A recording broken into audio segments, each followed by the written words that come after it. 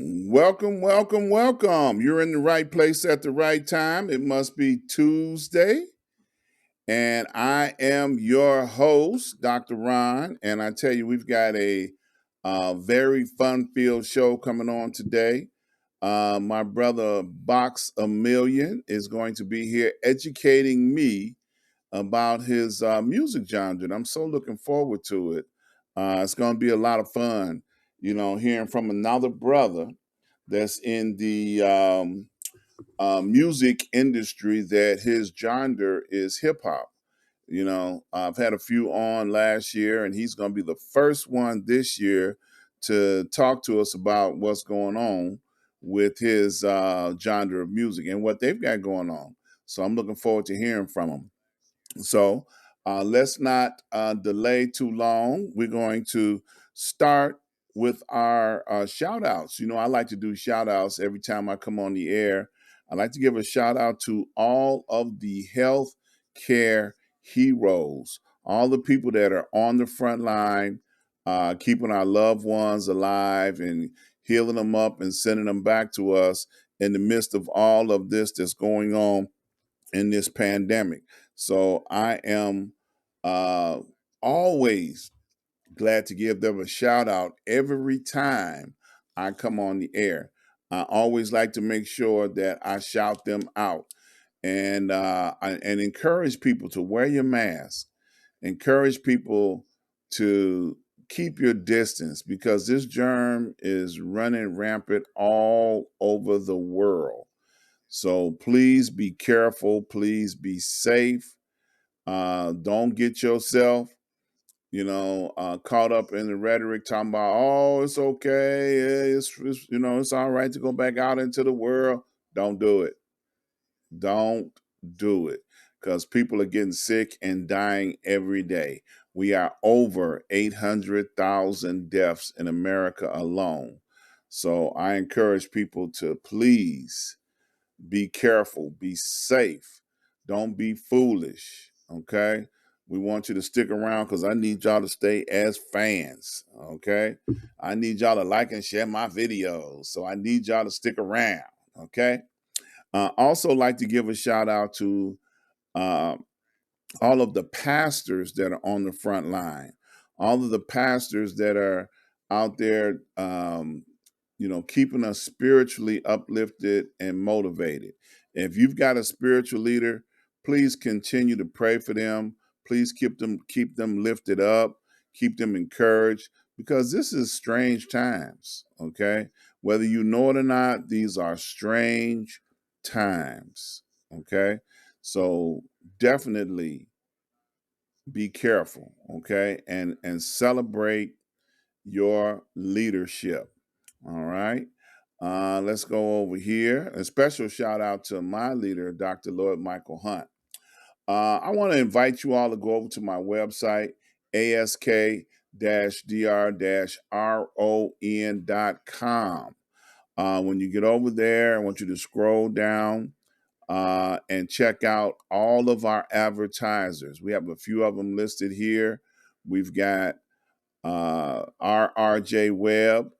If you're interested in doing something in building internet websites, he's the one that can help you do it and do maintenance and hosting and clean up the message you got on the internet. He can do that.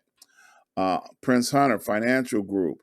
If you're interested in the new year, learning how to do Forex trading, stock market trading, Prince Hunter Group is the group that can help you learn how to do those things. So all you got to do is give him a call and tell him that you're interested in learning and you want your 3 free lessons. He's offering 3 free lessons to anybody that reaches out to him in the year 22, and he will teach you how to get into the stock market. Also, Port Again Sam. Port Again Sam is also offering up promotions in this year. So check out Port Again Sam. He brings in some of the best wines and spirits from all over the world. Also, you will see other advertisers. So as you browse through the website, click on any of the banners, click on any of the flyers, and it'll take you directly to their website, and you'll be able to see exactly what they do, and it'll show you where to get in contact with them at, so that you can reach out to them and say, hey, I want to do business with you. Without them, we would not be able to do what we do here. So I need you to support them. Also, you can scroll up to the top. You'll see all of my social media, my Instagram, my Facebook, my Twitter, and my YouTube. Need you to go over to my YouTube channel, subscribe, and hit the notification. So every time we go live, you'll have an opportunity to be able to see what we just posted, because it'll let you know every time we post something, you'll get the notification. So once again, ask-dr-ron.com. Well, we're at that time of the show where I'm going to bring our guest on, and I'm so excited today to bring on one of the horsemen, the four horsemen that's part of that group that put out that musical tribute to the four horsemen. And I've never worked with this brother before, but we were just talking the other day, and I got a chance to find out a little bit about him. And I tell you, he's kind of interesting. He's from my other hometown, New Orleans, Louisiana, but he lives in Charlotte, North Carolina right now, because he was, and we talked about this the other day. He ain't no refugee, but he acted like one. That's why he's hiding over there in Charlotte. Welcome to the show for the very first time, Boxx-A-Million. Yo, yo, yo, what's up? What's up? What's up, Dr. Ron? How you doing? Man, I'm doing wonderful. Man, you're gonna have to sit still, because if you start, going back and forth, you're gonna bleed right out into that background. I just want you to All know right. that now. All right, So let me scoot lean up. forward. Let me There lean you go. forward. Lean There you forward. all Now we right. can All see right.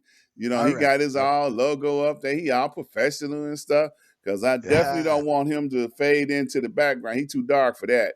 But you know, uh, like I mentioned at the opening, you're originally from New Orleans. Yes.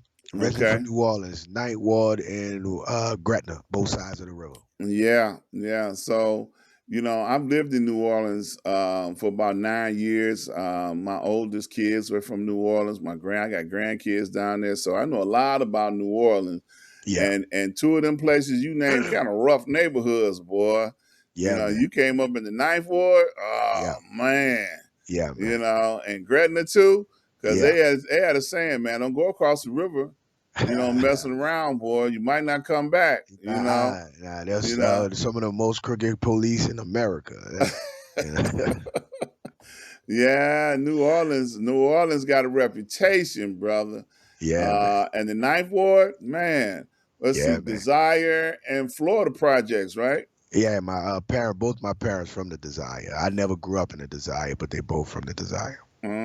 See, I know a little something, something. Yeah, yeah, yeah. Yeah. So now you're in Charlotte, The Queen City, yes, sir. the Queen City. Now, how long have you been in Charlotte? Since a week after Katrina. A week after Katrina. Now, Yeah. were you in New Orleans when Katrina hit? Yes. Okay, so you really are a survivor then. In a sense, I was in Gretna, so we lost electricity. I was in McDonoughville, part of Gretna. We lost electricity. It was rough because it was all us there. My rest in peace, my grandmother. All us was by my mom's house, so it was a bunch of us just hunkered down there. But a lot of my cousins that's out here too, they were actually airlifted from the convention center. Yeah, So off the so bridge. uh so Yeah, so yeah, so because everything, that's why all of us are out here, because like I was telling you the other day, our lifeline was in New Orleans. So if you're from New Orleans, and I'm one of the Williams bloodline from off of North Robson, where the daycare center was, right off of Poland Avenue. My people from off of Poland, and all my people from out of Treme area, all the way to Flake Street, all the way to Gentilly. That's all my people. yeah. Now, if I remember correctly, they had a well-known restaurant on Poland Street, Jack Dempsey's. Yeah, yeah. Yeah, right. Is that near Yeah. you where you are at? Yeah, not too far from it because if you go either way, yeah, right there by was that's North Robinson in Poland, and then also when you go down, it's Saint Claude in Poland as well. That's where my people from as well. Okay. Or my cousin, yeah, by Stallings Park. So Mm-hmm. so from both ends of the spectrums, we right there. Okay. Yeah. Um, all right. So you say you all had um daycare centers. What happened with that? They Yeah, just all all underwater, all underwater, and then after that, okay. you got to go through all that red tape. You know what I'm saying? Still so much red tape till this day. You know what I'm saying? It's a lot of stuff going on. So a lot of people don't understand when Katrina hit. My family been entrepreneurs since they free people of color. Most of my family. So we've been entrepreneurs in New Orleans for hundreds of years. Mm-hmm. So a lot of stuff you had to deal with. So when that hit, it was property involved there. Then when we had to move, you gotta still pay taxes, you gotta still pay mortgages. They still was doing all that after Katrina hit. So we Mm-hmm. all living in different cities, all living in different states. So you trying to maintain two properties. Then a lot of us out here, we brought property out here, etc. So basically you trying to maintain all of this stuff in two different states, two different parishes, counties. You trying to do that, then we all multiplying having kids. You know what I'm Mm-hmm. saying? Just my grandpa and grandmother alone, they had 8 kids. My mom and my dad had 11, and I got an uncle and an aunt had 11, and everybody, and we all got kids. It's literally hundreds of great grandkids from them. You see what I'm Mm-hmm. saying? My mom and my dad alone got 54 grandkids. You see what I'm saying? Wow. So you do that with all my other cousins, and we all spread it everywhere. And then you throw all that in the mix. Then you throw the government BS and red tape. You throw all that in the mix, and then we black in America.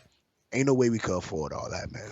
You know So what I'm so saying? y'all basically walked away from everything you had in New Orleans. We not everything. We still got stuff down there. My little sister in the ninth ward. And there's still possibilities of what's going on in some of the properties where the daycare centers was. But it's just about getting it all together. But just like you say, almost 20 years passed. I got cousins I Right. don't even know. You know what I Mm-hmm. mean? And I probably could give them a blood transfusion. That's how Right. close related we are. But I don't even know them. Right. We've been gone almost 20 years. And then when we Right. all get together somewhat, but when we get together, last time we all was together when mom passed. You see what I'm saying? So Mm-hmm. that's when it happens. So, it's just really about economic freedom and stability in order to really make anything move as far as that legacy in New Orleans at this point. You know what I mean? Mm-hmm.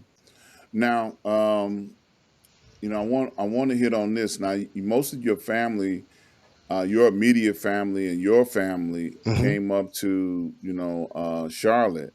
No, in a sense, yes, and in a sense, no, because Okay. I got brothers and sisters in Houston. I got Okay. a brother in on the Georgia and Florida line. My little sister's still in New Orleans. I got 10 brothers and sisters. Well, 9 brothers and sisters. One of my brothers was murdered in '93.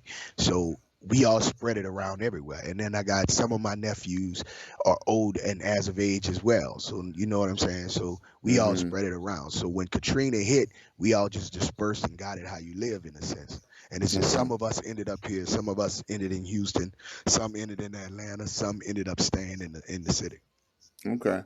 So now with you and your children being in Yeah, Charlotte, yeah, I know New Orleans is a very rich musical town.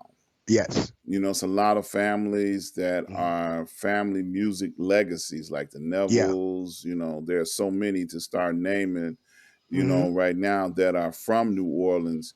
Yeah. So, would you say that what you do now with your style of music is influenced by your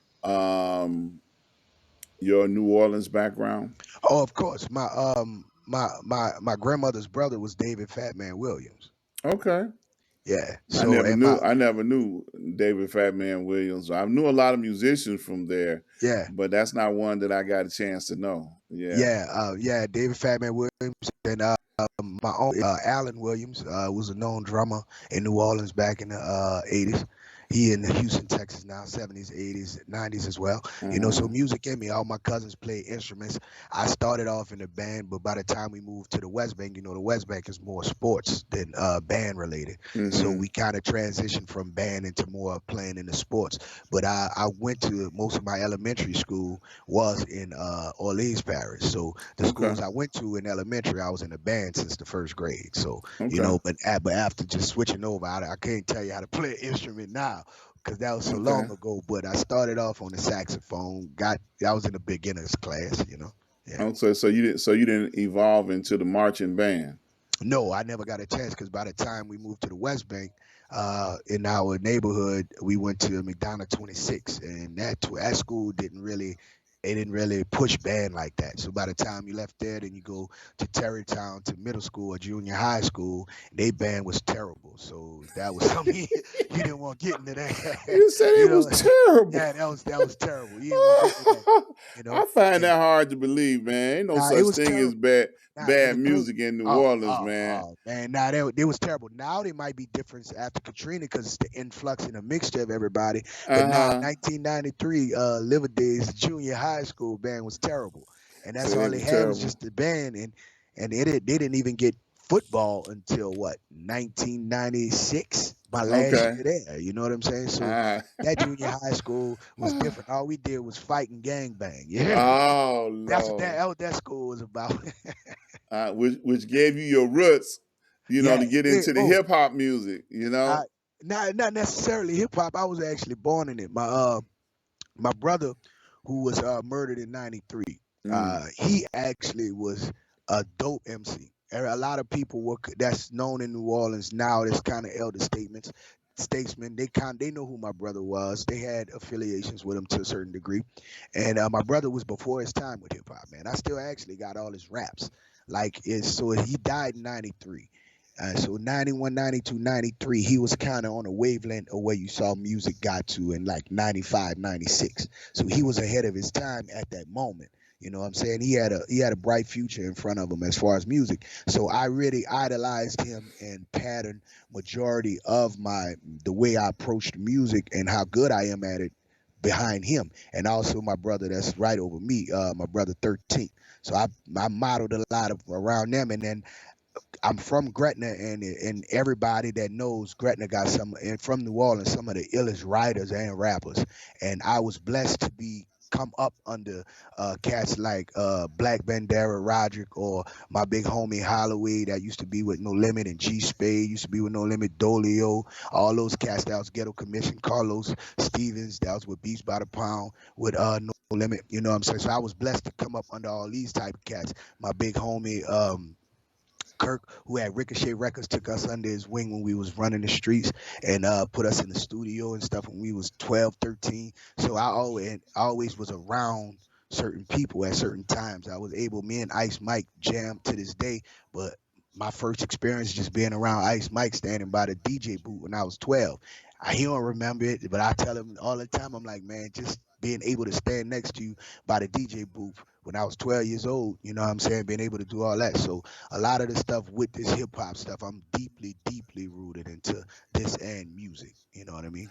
So what would you say your style of music would be considered? What you do now, or your influences that you've been exposed to? What would you say your style of music is? Like street contemporary.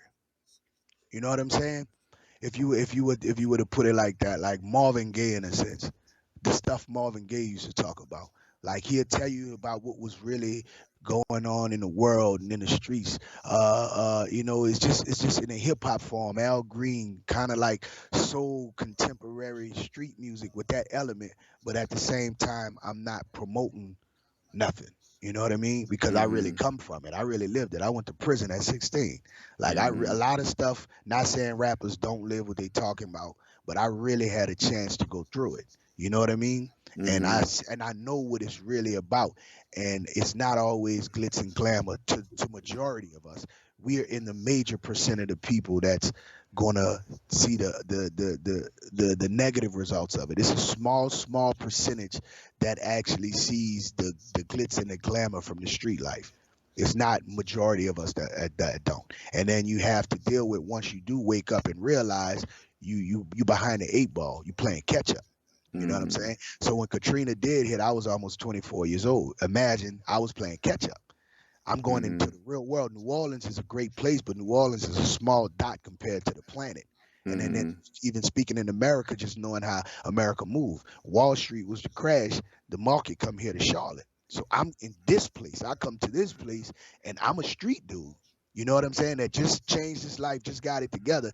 I come here. So it's a whole different ball game.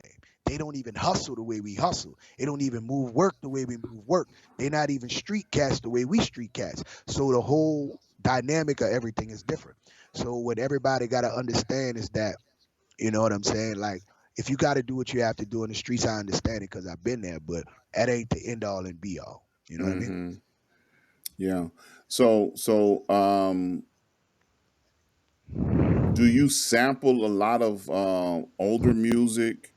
A lot of my older music have a lot of samples in it, or if I get Mm-hmm. tracks from some people, sometimes they may have samples. I try to stay away from samples because I ain't trying to get sued. So you're not trying to get sued, I'm huh? not trying to get sued because basically at this point, everything in my career I own. And my Mm-hmm. wife owns it, my kids own it. So I don't want nobody coming trying to sue them, and I don't want nobody trying to sue me. So I try to stay away from samples as much as possible. Or if they are there, you try to rearrange it as much as possible. But if it is a sample type of song that I do get my hands on and it's that dope, I just go through the formalities of clearing it. But Mm-hmm. more so than that, I try not to sample, but I do pull from artists before me. I am inspired by artists before me, from jazz to blues to country to rock, of course, hip hop. But Mm-hmm. I'm basically I'm inspired by all music in general, reggae. I'm Okay. inspired by all music in general. Yeah. So now with the type of music that you do, would you consider? Because see, I'm coming from a learning perspective. I Okay. want to learn, what it is that you do because there's so many different ways to approach this. Now, I heard you Yeah. mention the fact that you've lived a lot of this. So, Yeah. do you talk about a lot of the stuff that you've lived? In Do the in the you? in the Aesop fable type of way. Mm-hmm. I don't glorify it. You know what I mean? Mm-hmm. I don't glorify. Like I said, I lost my brother, lost my oldest biological nephew, gun violence. You know what I Mm-hmm. mean? I went to jail. My one of my long stints in prison was for gun violence. You see what I'm saying? So I kind of understand how you have to approach it with this newer generation. This newer generation is like this. The great thing is they have no fear. The bad thing is they don't know how to keep their emotions in check. So you Mm-hmm. kind of have to weigh your options when you're talking about certain things with this newer generation, because a lot of them would take everything for face value. And a Mm-hmm. lot of stuff we got to understand, hip hop is $1 billion industry. It's a business. So therefore, you might be listening to a rapper talking his gangster greasy stuff, but it's basically a Scorsese film in verbal form. But Mm-hmm. the stuff we're talking about is our literal environment. So therefore, these kids, what you're talking about is what these youngsters are seeing every day. It's what they're living every day. So they're gonna take it literal. And then when they take it Mm-hmm. literal, and then you mix in the drugs, you mix in the fun, you mix in the money, they're gonna go out and get involved in some things. And before you know it, you sitting in prison the next day, and that high come down, and Mm-hmm. reality hit. And now next thing you know it, everybody want to say you snitching, but that's the reality of it. So I Mm-hmm. try not to say I'm gonna be that guy. I don't want to be that guy to do that to my partner's kids or somebody else's kids, or even my kids. You see what I'm Mm-hmm. saying? Because I know how it is, how you can get engulfed into that lifestyle and then realize it's not for you, because you still gotta go do life later. Like, I won't change nothing in my life. I went to prison at 16. So by Mm-hmm. going to prison at 16, I was able to still come out on the other side of it. And after Katrina, like I got released from parole. I got my parole release papers and everything while I was up here after Katrina. So, and Mm-hmm. I was 24 years old. So I started going to jail and prison at 15, 14. So when you start getting into trouble, well, when you start getting into trouble from that time on, I had a good 12, 13 year span to mess up and still Mm-hmm. be young. A lot of people won't have that gap. And then also we talking about the 90s going into the early 2000s, things were a little different then. Globalization wasn't as big. Inflation didn't go 5, 10 times like we see now. You see what I'm saying? So I had Mm-hmm. time to mess up. Now for young black men and black women, ain't no time to mess up. We can't mess up now. If you don't see how everything is being expedited and how agendas and certain things are being done and sped up so fast, ain't no way you got no time to mess up. So I don't want to be part of that. I don't want to. Mm-hmm. I don't care how much money you could give me. I don't want to be a part of that. I don't want to have to look in the mirror or get to that age to where you like, man, look at all I done. And you feel regretting is like a deathbed syndrome. You get older and you realize how much you messed over people and you try to make amends, but nah, you still gotta face that mirror and you still gonna have to face the creator at the end of the day. So I don't want to be Amen. that. I don't want to be that guy. So you would say your music is not the type of music that would encourage young people to go out and do wild and crazy things. No, no, not at all. Not at all. I just now really started dialing back more since my daughters are getting older. My provocative music. Now that's one thing you can say about me. I every now and then I might put some music out there about some women on some adult stuff, but that's some adult music. I don't think, and I think that the young girls should wait before they make certain decisions. But other than that, man, as far as street stuff, I try to steer away from promoting it. Now, I'll make some references about my life and what I've been through or use an analogy on what's going on in the streets, but I try my best to stay away from it. And not just that, I don't want to get caught in it either.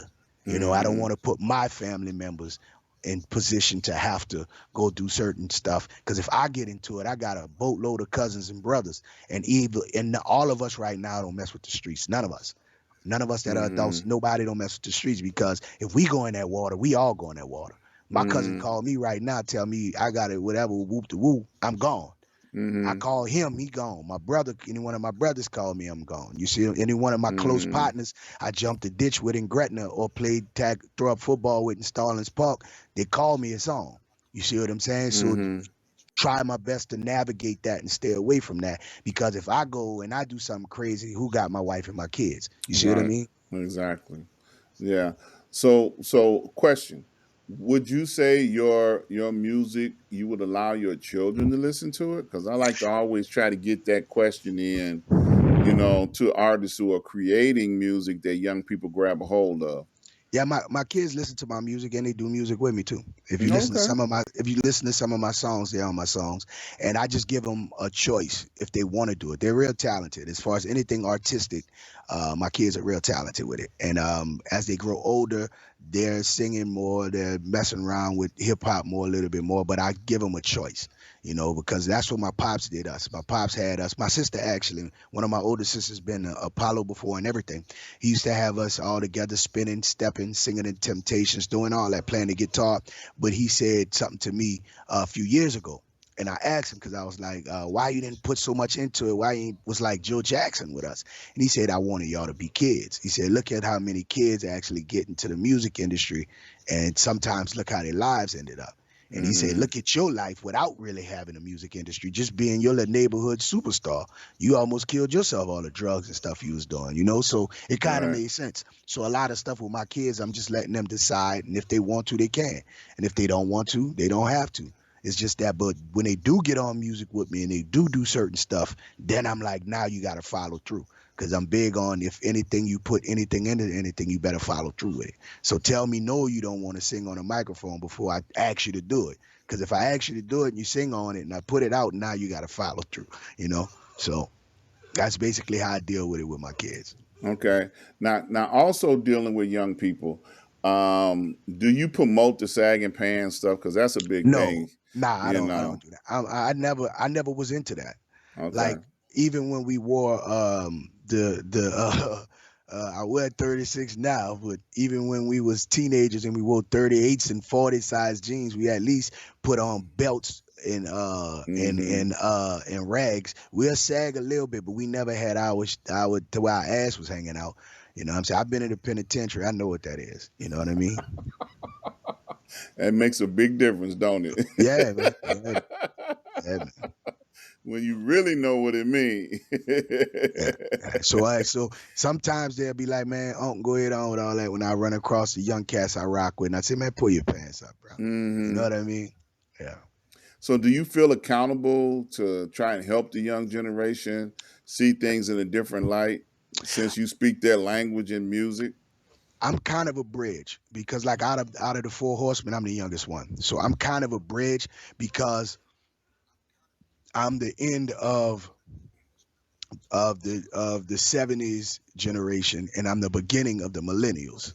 You see what I'm saying? So I do in a sense, but over time, the past maybe 5 or 6 years, I'll say little things, but I don't break my neck no more. I used to put myself in binds for the younger ones, but now I'm more so like what Malcolm X said: it's better to invest into kids, into broken men and women sometimes. So I drop knowledge and I drop gems, or even if you're willing to meet me halfway, I'll do what I can for you, but I no longer put myself in situations to where I tear myself up over a grown man or a grown woman. I used to do it all the time until I had to realize that it's usury at this point, because that's the I ain't gonna say the generation, but that's the ways of the world at this point. It's no longer reciprocity in a sense.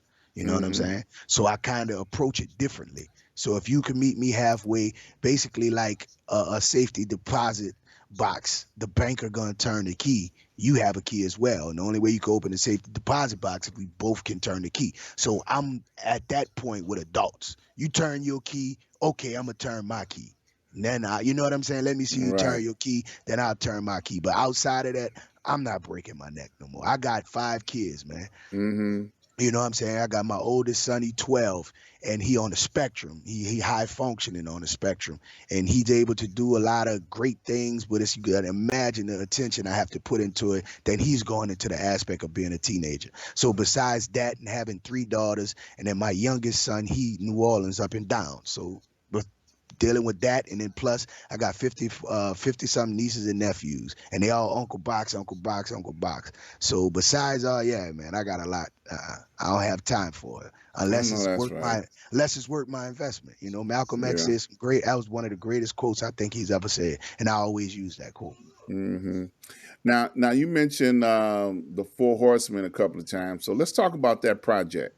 Yeah. Now some of the brothers I've had on my show that are part of it, I think Exit Only is on here somewhere. Shout Mm-hmm. out to Exit.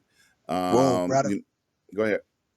I was just saying, whoa, brother. I was just saying, we say exit only. You go ahead. Yeah, and also we got Sarah. She's on here doing her thing with Triple P Yeah, Management. yeah, She's yeah. definitely on the case doing her thing. She's as always.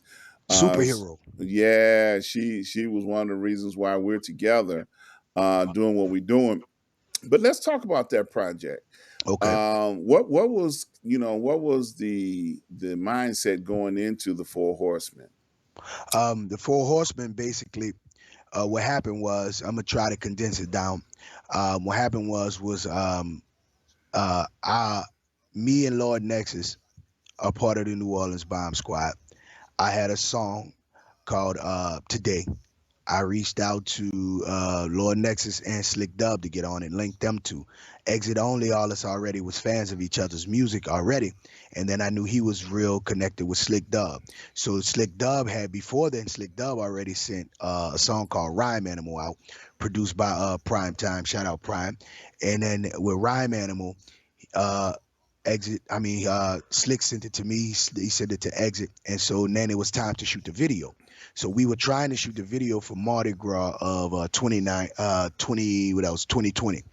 But I had just got surgery. I got a tumor removed from my side. So I was like, y'all give me a couple of weeks. Let me heal. We gonna fly to New Orleans. We gonna shoot the Rhyme Animal video. So we all get to New Orleans to shoot the Rhyme Animal video. Then we all linked up together for the first time as a collective. and we went all got lunch. Shout out Slim Doggy. We went all got lunch together, and we sat down. And man, Exit just really was building, and we had so much of the like mind, so many ideas, so much of putting us all together and what needed for a lot of us to go forward for the culture. So he had resources connections, I got resource connections. We all just put it together like group economics, but in a hip hop sense. So that's what we decided to do. And then when we all sat down, and then we all came together and we done a song for Murder Master Music Show. Shout out Prez. And then everybody after Rhyme Animal, everybody wanted us to do more music. They was requesting more and more. And we like, oh yeah, we gonna always do music together. And then we was like, okay, let's do a song. We did a song and it turned into a group. So the people basically put us together. And then the concept of the Four Horsemen was just like, man, let's name it the Four Horsemen. And then we all elite MCs at what we do. So we was like, let's talk about what's going on in the world. Like under this moniker of the Four Horsemen, let's try to do something for the culture and to put information in it as well, but do it from a standpoint and from a level of hip hop, of contemporary hip hop in a sense, because hip hop is aging, hip hop is getting older, and it's 8 billion people in this world. But not all 8 billion people want to turn up all the time. So let's give them some real music under real instrumentation, under real concepts, and then that's what we do. And as we begin to do it, it's just start growing and growing, and other people believing in what we're doing, and then we all just doing business with each other, and it's turning into group commerce, from music to apparel to whatever else, and it's just keep growing and growing. So that's all we just like, man. Let's keep building. So then we just say, okay, we're gonna take Four Horsemen and we're gonna make it an experience. It's not just the one project. You have a single, you have the EP out. We're gonna be dropping another album, possibly another EP, another single, and it's turned into more so of an exclusivity thing.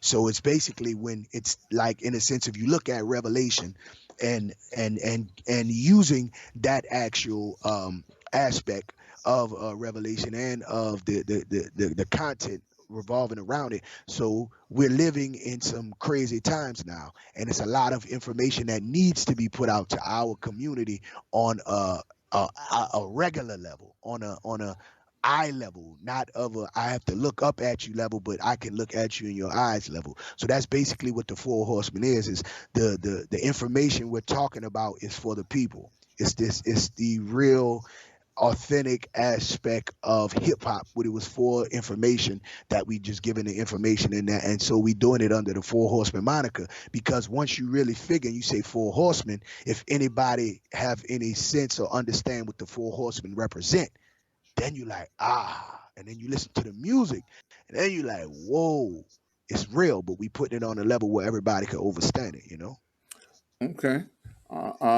So like you just mentioned, you have other projects planned. You got Hmm. other things, and I know that some of the other brothers, and I Hmm. see James has popped in, exit only.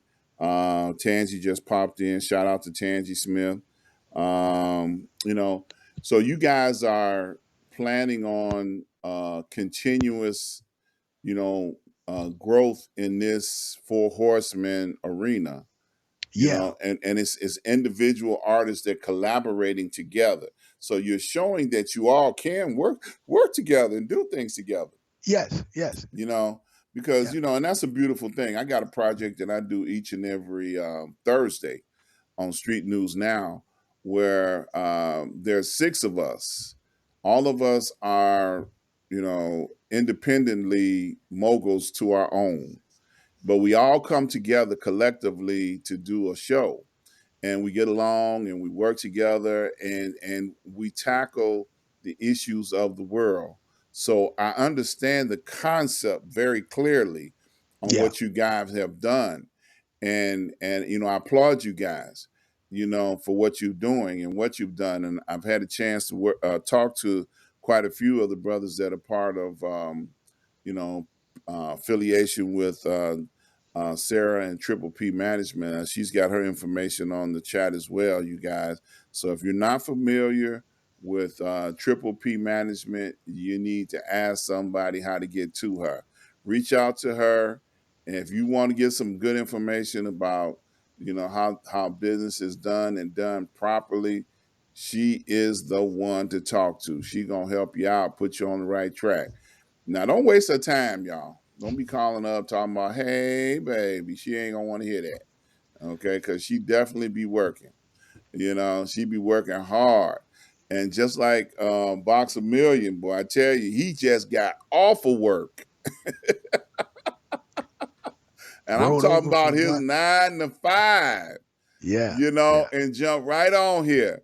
yeah, man. And he killing me with this logo, boy, because every time he rock back and forth, he fade out and back in. So we can't say we didn't see your logo. We saw your logo. It's bright. Yeah. I think he's doing that on purpose. Every time he go to the left, it fade out. Every time he go to the right, he fade. Yeah, he got it up there. Now So is that? exit number tell you I can't keep still, man. Yeah, I see. So is that your company logo? Is that what that is?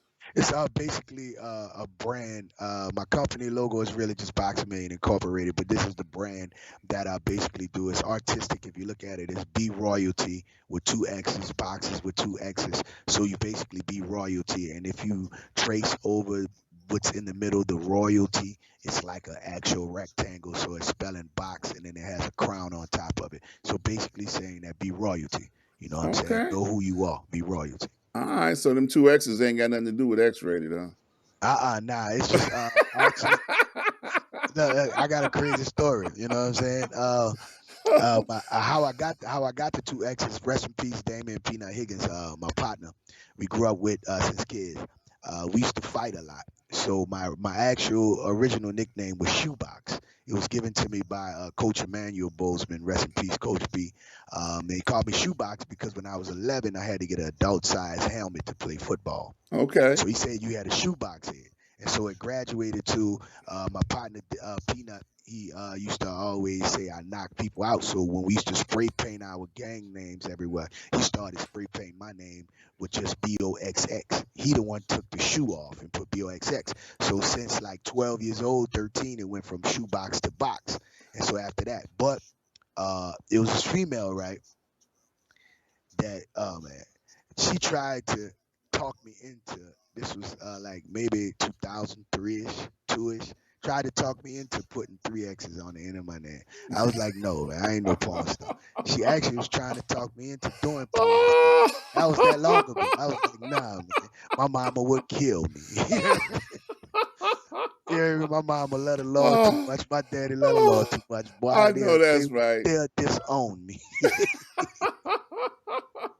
So yeah, Yeah, look, y'all understand he got kids at home, and his mama and daddy, then taught him right. Cause I know if he was raised in New Orleans, boy, they stayed on him, boy. They wouldn't let him run wild. nah, You man. weren't look, you wasn't down in the French court talking about I can tell you where you got them shoes at. I know, hell no, man. And look, my mom and my dad, bro, they hit us from a lot of stuff. I didn't realize so much stuff. When I went to prison, is when I really started realizing how gangster and how much stuff my family really was into.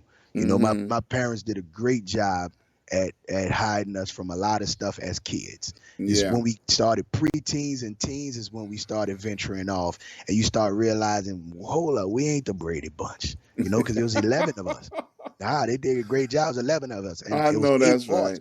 It was 8 boys, and it sounds crazy, but before my mom passed, and this is something I told her, I had to tell her, because she was battling cancer for 16 years, and she was, in her My feelings about my, condolences. thank you, in her feelings about my brother. You know what I'm saying? Because one of the guys that was accessory to the murder ended up giving some of his time back, and he got out. And she was kind of in her feelings about it. And I told her, I said, Mom, you had 8 boys. You know what I mean? And to lose one out of 8, when you look at the ratio of how many murders they have, to lose one out of 8 boys, comparing the ratio, you would have lost 2 in a third or something like that. Mm-hmm. But to lose just one, you know what I'm saying? I said, that's not a bad job, and I had to say that, New Orleans is a whole different monster. You from New Orleans and Chicago, so you know it on both Oh, spectrums. brother. Yes, I do. That's a whole Yeah. different monster, and people don't even know the mind state we have and the way we move and the way we think and the way we are. And to just be, I just made 40 last week. For me to be Mm-hmm. 40 in high school, one of the teachers, principals, I can't remember who he was. He told me I wasn't going. Like, boy, you gonna die. Like straight up, like you tripping. Like, Wow. you know. And then for you to be told that, but the way you carry yourself and to outlast it, that's an amazing thing. So that's one thing I told my moms was just like to lose only one of 8 in the middle of New Orleans. You know what I'm saying? And then we were in between, you know, Gretna and the Ninth Ward. And shout out all my people that's from Algiers and Fisher and all the people I used to be around. So a lot of the things we was into, bruh, God definitely had his hand on us. You know I what I know mean? that's right. And you know, it's funny you should say that about, you know, how Louisiana, the state itself is different. You know, I think I mentioned this on one of the other shows, one of the other brothers that live in Louisiana, they still live down there. And I was telling people that um, the law in Louisiana is even different than any place else Black in the codes, world. You Code know, New York, the New York codes. they don't use um, you know, you're innocent until proven guilty. In New Orleans, you're guilty You're guilty. until proven innocent. See And what you know, a lot of people don't know. Basically Jim Crow was based off of those laws, off the New York codes, the black codes. So this yeah, is basically an yeah, extension of that, and all those laws are still in place to in this day. existence. Yeah, they call it Napoleonic law. Yeah, You know, Napoleonic law. Yeah, that's right. You know, Napoleonic law. You know, and there were many people that got arrested and went to jail, and they was ready to cop out. It yeah. was like, hey man, I'm not sitting here, you know, waiting to go to trial or for them to figure And out where now, my but paperwork. that's a New Orleans thing, is the cop out. Because Yep. that's what New Orleans is. That's how people don't understand. We get violent charges and we walk away with 5 years, 6 years, Mm-hmm. 7 years. That's what happened to me when I was young. Walked away with Mm-hmm. 7 years. You see what I'm saying? So Right. you got to cop out, because Yeah. if you take it to trial, you're gonna lose. You're gonna lose. You You're know, gonna and they lose. might not even have a case against you, but Majority they of the still, time, they don't have a case. but they're gonna make something stick. You know, they're gonna Majority make of the time, something stick. oh, Yep. majority of the time they don't got a case. Let me tell you something. We up here in me and my little brother Drink. We were the ones really heavy in the streets out of me and my brothers. Um, I'm the middle child. I'm the fourth son, sixth child. He's the seventh child, fifth son.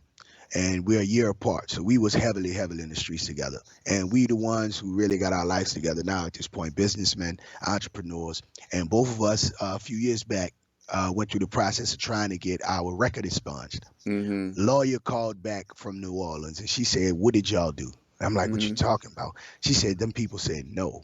They didn't want to Mm-hmm. expunge our records. And they basically said, you come back down here, we got you." That's what they Mm-hmm. told our lawyer. Like straight up, like we're not getting rid of nothing. So up here we kind of good. You know, it was certain things we not gonna be approved for federally funded and certain other little things. So we gotta Mm-hmm. push through it. There's ways around, there's ways around it. But as far as us saying, okay, I have no record, that's impossible. Yeah. Louisiana straight said, no way. We not getting rid of your DLC number. We not getting rid of your federal number. Yeah. Y'all And keeping it. and a lot of people don't know this. In New Orleans, and through Louisiana, period, it's still one of the places, and they may not have paper files now, but back in the 80s when they had paper files before everything went computerized, they used to take a stamp and stamp your file career criminal. So anytime after your third arrest, okay, you're going to be triple bill, double bill. Double bill. Yeah. Look, you can get life, Yeah, man. for jaywalking because Yeah, you got career criminal on your file. And man. then when your file shows up in court, it was a paper file. And that big stamp was on there without even knowing what you in court for now. Makes no difference. You're a career criminal. You going to jail. You automatically getting ready to get sent up the river without a paddle. And it Then ain't no joke. And that's a hard place to survive. man, look, I was 16 in that, man. Mm-hmm. I was 16. And so that's why I tell everybody, you know what I'm saying? I understand mental health is a real issue. I understand people really deal with that. But I also understand that a lot of people can push through with fortitude. Because for one, in one person, I could just click the fuck out and do some crazy shit. And excuse my language, for real. And Uh-huh. and I complain my mental stability.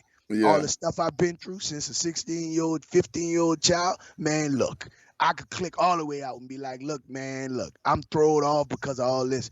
But you know what I'm saying? Just I'm saying that to say that surviving in there, imagine surviving there at 16. You know what I'm saying? Yeah. And then for a year straight, I didn't even get to go outside. I had to Yeah. be in cells. When I hit hunts, I couldn't leave out the cell block. My cellie had double life. So Mm. my first real part of prison, I learned from everybody with murder. So since I couldn't go on a walk, I was 16 years old. You put me on a block of all these cells, and everybody got life. So what Wow. you know what I'm like think of that. You know what I'm saying? Like what's the logic behind it? There's no logic behind it. But when you think about the Yeah. strategies that they put into place all the way back from COINTELPRO to whatever else other stuff they done, you think that's not strategically put in place? Like let's get some youngsters, put them on a tier with some people with life, and then we go release them to the yard to finish the rest of their time. So you got to Yeah. stay in there until you make 17. To me, I had to make 17, and after I made 17, they waited a couple of months and shipped me. And so by the time I got to a yard where I could maneuver around, I was already indoctrinized. I was already, Yeah. I You was was already institutionalized. institutionalized Right. already Yeah. because I sat there my whole 16 to 7. I made my 17th birthday in there, Yeah. on a Yeah. block, Yeah. So Shout out to Fred Stu. He just popped in, said respect. Fred Um, Stott yeah, was Fred out. Stein. Yeah. Yeah. So now musically, we only got about 10 minutes left. So Okay. musically, what you got going on in the future? Now I want everybody to be aware. We've got his email address on the screen here, boxamillion.com. So you can always go over there and get in contact with him if you're interested in working with him. Just don't go be blowing his phone up now for nothing. Go over there if you're interested in talking with him because he's got his head on the right. He's headed in the right direction. He's trying to set an example for his children and other people's children that will take the time to listen to his story. So you got to listen to the story because if you don't, you're gonna miss the meat and the potatoes of what he's saying. So musically, what you got going on in the future here, coming up in 22? What you got up your sleeve? Oh, 2022, you already know what it is. It's Four Horsemen. Four Horsemen, the Hmm. album for the Four Horsemen. It's pretty much done. If it's just all the little tinkering of it, making sure all the vocal production is where we need it to be, making sure all the little small nuances. But definitely, the Four Horsemen album is coming. That's definitely coming this year.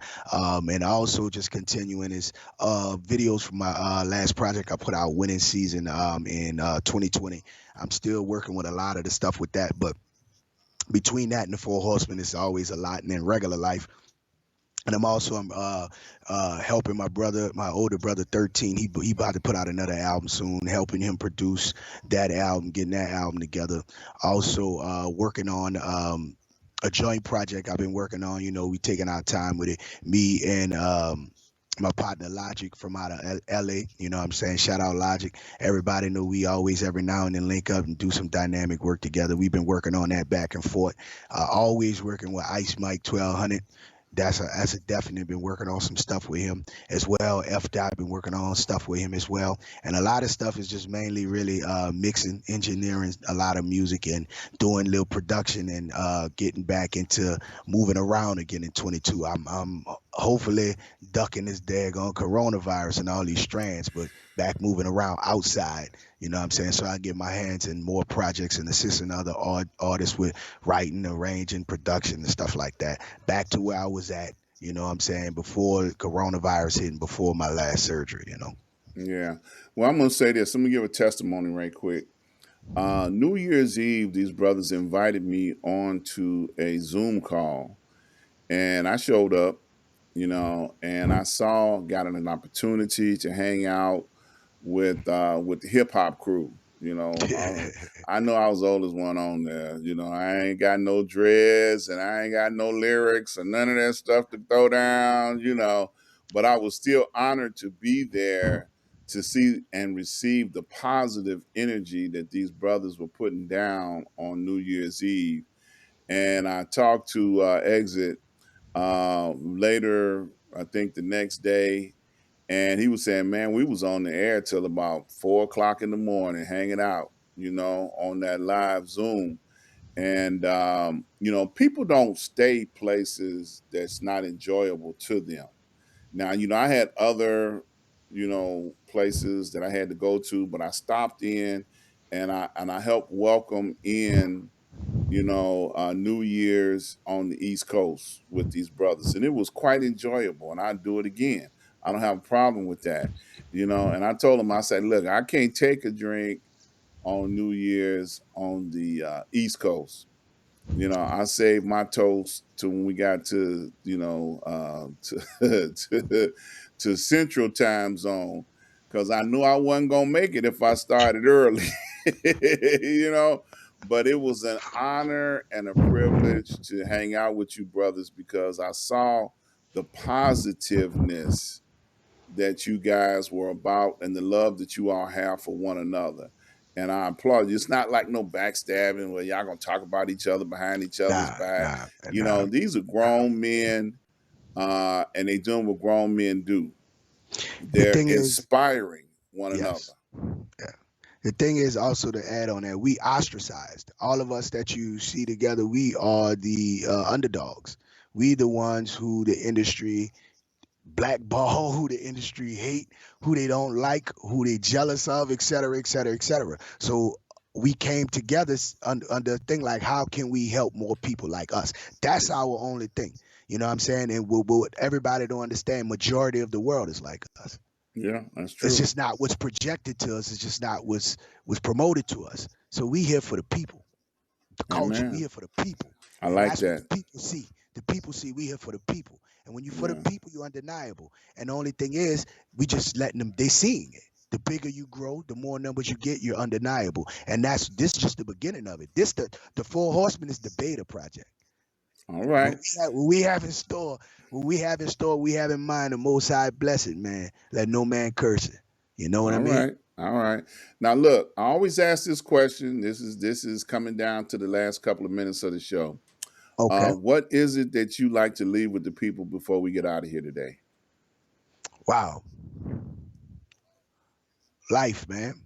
Life is short. Life is real. Make it count. Don't waste time.